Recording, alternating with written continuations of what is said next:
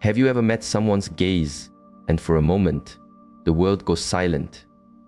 You feel not that they are looking at you, but that they are seeing you, a quiet recognition, a feeling of being known on a level deeper than words.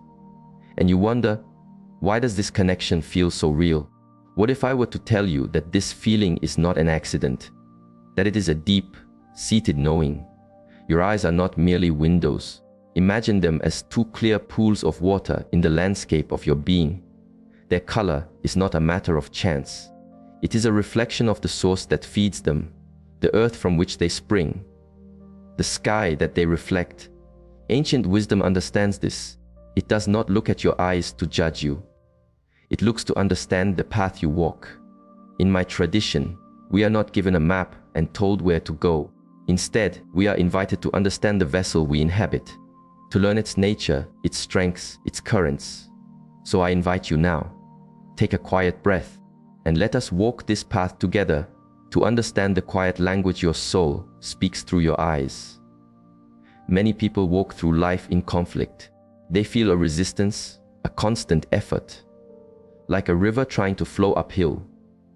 This is because they have been taught to ignore their own nature. They are taught to be a rock when they are meant to be water. They are taught to be a gentle stream when they are meant to be a deep ocean. What if understanding your own nature was the key to effortless living? What if your eyes held the first clue? This is not a system to place you in a box. It is a key to unlock a door. For behind this door is not a label, but a flowing river of energy that is uniquely you. This energy has been present since your first breath. Carl Jung, a wise man from the West, touched upon these deep patterns, calling them archetypes. He saw them as powerful currents in our shared inner ocean. But the keepers of ancient wisdom did not need a name for it. They saw it in the body. They felt it in the breath. And they recognized it in the eyes. This knowledge was never truly lost. It was simply quieted. Modern life is loud. It distracts us from the subtle messages of our own being. It teaches us to value the container and forget the water within. The result is a profound sense of being lost, a feeling that you are not quite home. But that feeling is not a sign that you are broken.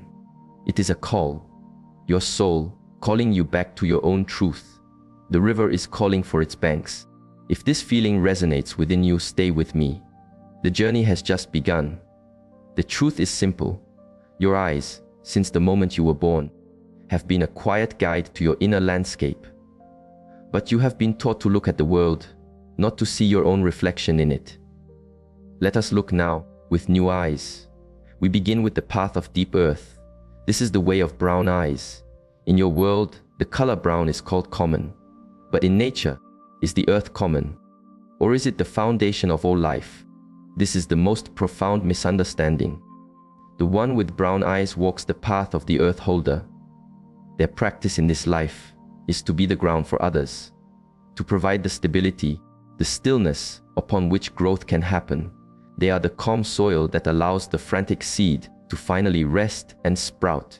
The strength of this path is its deep connection. The rich color in the iris is like fertile soil, holding ancient memory. Those who walk this path often feel like they have lived many lives. They carry a quiet wisdom. A natural gravity pulls others to them. They heal, they teach, they protect, often without a word. They create a space of safety where others feel seen, understood, and at peace. But every path has its shadow.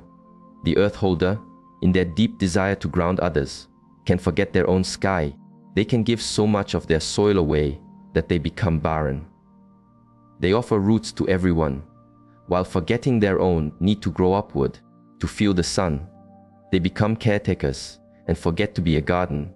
The practice for the one with brown eyes is to learn this balance, to be the fertile ground, yes, but also to be the tree that grows from it, reaching for the light.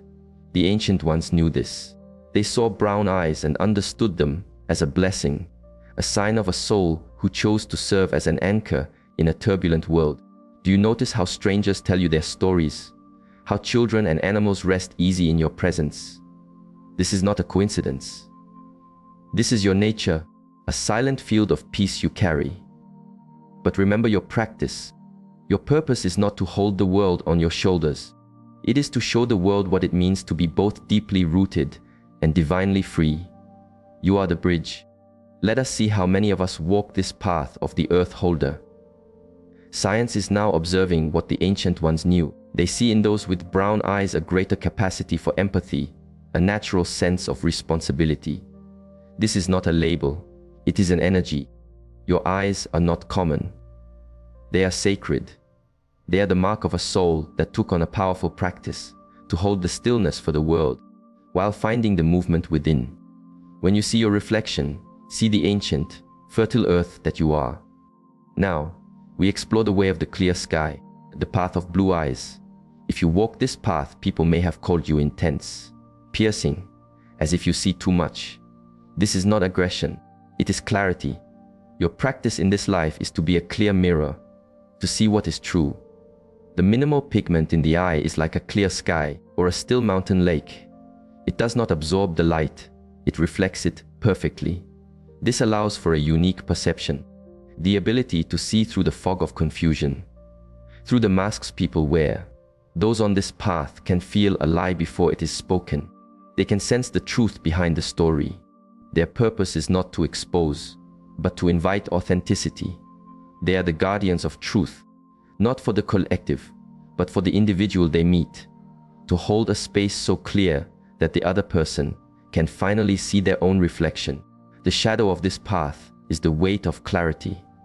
Seeing the gap between what is said and what is true can lead to a feeling of aloneness, a deep mistrust of the world. Relationships can feel shallow because you see the depths people are afraid to show. The practice for the one with blue eyes is to learn how to offer this clarity with compassion, not judgment, to be a mirror that does not shatter the viewer, but instead helps them see their own face, shadow and all, with love. The Nordic ancestors saw blue eyes as a gift from the heavens, a sign of one who could see beyond the veil of the world. Shamans have always recognized this clarity as a natural visionary gift. If you have blue eyes, you may have noticed that people have a strong reaction to you. They either open up completely or they pull away. There is no middle ground. This is your energy, a field of clarity that invites the real to step forward. Modern studies confirm this pattern of seeing. They measure a higher capacity for analytical thought, for seeing patterns where others see chaos. Your eyes are not just a color. They are an instrument of consciousness. They mark a soul that chose the practice of clarity. When you look at another, you are not judging. You are silently asking, who are you behind the stories? Tell me, those who walk this path, when has your quiet seeing shown you the truth? But here is what you must understand about your practice.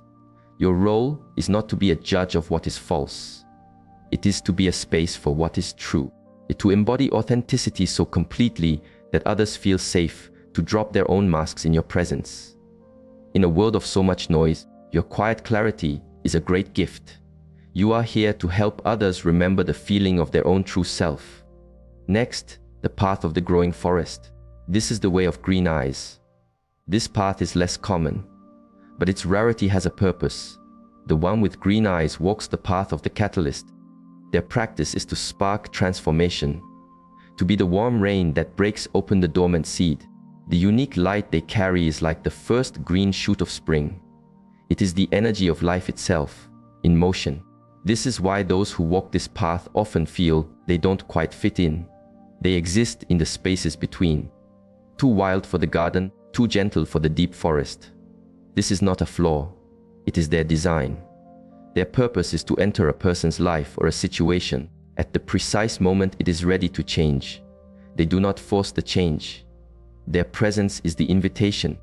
They ask the question that unlocks the old pattern. They embody a new possibility. They are the energy of breakthrough. The shadow of this path is the wind of change itself. Because they are catalysts, relationships can feel temporary. People are drawn to their fire, experience a powerful shift, and then must move away to integrate the new form. The one with green eyes can feel left behind, as if they are only a bridge for others to cross. The practice for the walker of this path is to become the change they bring, to not just be the lightning, but to be the storm, to find stability in their own constant evolution. The ancient Celts saw this energy. They said green eyes were a sign of one who could walk between the worlds and help others transform. In the old wisdom schools, this color was associated with the cycles of death and rebirth. If you have green eyes, you may notice that your arrival speeds things up. Things come to the surface, new paths open. You are a living agent of change. Studies see this in those with green eyes, noting a high degree of creativity, of adaptability, of being a change agent. How many of you have seen this in your own lives? That your very presence seems to invite transformation. Share your story. Let us see the forest we are creating together. Your eyes are not just rare. They are revolutionary. They are the mark of a soul who chose the practice of growth. Every soul you meet is on the verge of becoming, and your energy is designed to whisper, now. But understand your practice. Your purpose is not to push the river. It is to embody the energy of flowing water so completely that others remember they, too, can move. You are here to model what it looks like to be in a constant, joyful state of becoming. Our world is changing. Old structures are falling. Your energy is needed, not to tear things down, but to show us how to grow through the cracks with grace. Finally, we arrive at the way of the shifting riverbed, the path of hazel eyes. If you walk this path, you have been told your eyes change. With the light, with your feelings, with the world around you. This is not an illusion. This is a reflection of your practice. The practice of the alchemist. You are a conscious shapeshifter. The unique mixture of colors in your eyes reflects a profound psychological flexibility, a fluidity of being. You can hold many paths within you. The earth, the sky, the forest. You can be whatever is needed. This is why those on the hazel-eyed path can feel they have many selves. The wise guide for one friend, the joyful catalyst for another, the still anchor for a third. This is not a lack of self. It is your gift. Your practice is to be a clear mirror for others' own hidden potential. You have the unique ability to see the seed of the great tree within the small acorn. You reflect back to people not who they are, but who they could become. The shadow of this path is getting lost in the reflection. In being so many things for others, you can forget the nature of the river itself. You may ask, who am I when I am not reflecting something else? The practice for the one with hazel eyes is to discover their own unchanging core beneath the shifting colors, to be the steady riverbed even as the water changes with the seasons. The ancient Greeks spoke of this. They saw hazel eyes as a mark of the divine mirror, able to reflect the many faces of wisdom. The Celts saw this as a connection to the world tree, which connects all realities. If you have hazel eyes, you have surely heard it. You helped me see something in myself. Or, I never knew I could be that until I met you. This is your gift, a field of potential that you carry with you. Psychology observes this as high emotional intelligence and social adaptability, a capacity for recognizing what is yet unborn in others. Have you been this mirror for someone? Let us honor this subtle, powerful practice. Your eyes are not just changeable. They are agents of becoming. The mark of a soul that chose to serve as a living mirror for the world's potential. Now, you have heard of these paths, but here is where the journey deepens. To know your path is not the destination. To know it is the first step. This is not a label to describe who you have been. It is a signpost pointing toward who you are becoming. It is the practice your soul chose for this lifetime. Every joy, every struggle has been the path itself, trying to teach you its own nature. Think of the moments you have felt most alive, most real. The earth holder feeling a quiet joy while simply listening to a friend. The sky seer feeling a spark when they helped another see a simple truth. The forest catalyst alive with energy as they sparked a new idea. The riverbed alchemist feeling a deep connection as they mirrored someone's hidden strength. These are not accidents. These are moments of homecoming. Your soul recognizing itself in action. But where does the real work begin? It begins when we see our resistance, when we have fought against our own nature. The earth holder told they are too quiet, trying to be loud. The sky seer told they are too intense, trying to be casual. The forest catalyst told they are too much, trying to be small. The riverbed alchemist told they are too inconsistent, trying to be rigid. This is the source of the struggle. This is why you have felt like you were swimming against the current. You have been trying to force your river into a channel not its own. If you finally see the source of this struggle, just take a breath. The work now is not to fight but to flow. So, here is your practice. For the next week, simply observe. Do not judge. Do not try to change anything. Just notice. When do you feel a sense of ease, of energy, of flow? That is your path. Notice what you are doing, who you are with. Notice the quality of your presence. Then, notice when you feel drained, resisted, in conflict. That is where you are stepping off your path. The purpose is not to suddenly change your life. It is to make small, quiet turns back toward your own river, to honor your soul's nature in small moments. Your path is not a cage. It is your area of mastery. It is where you can offer your deepest gift, where you will find your deepest peace. The ancients knew the village needed everyone. The stability of the earth, the clarity of the sky, the growth of the forest, the adaptability of the river.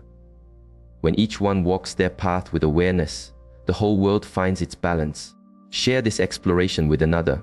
Help them see their own sacred path. And tell me, what is one small step you can take to honor your own nature?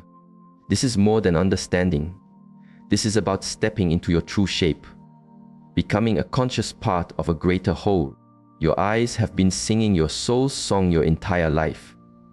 Now you can finally hear the music. You can stop fighting the current, and you can begin to flow. The world is waiting for your unique gift. There are people waiting for what only you can offer. The path has been clear all along. It is time to walk it.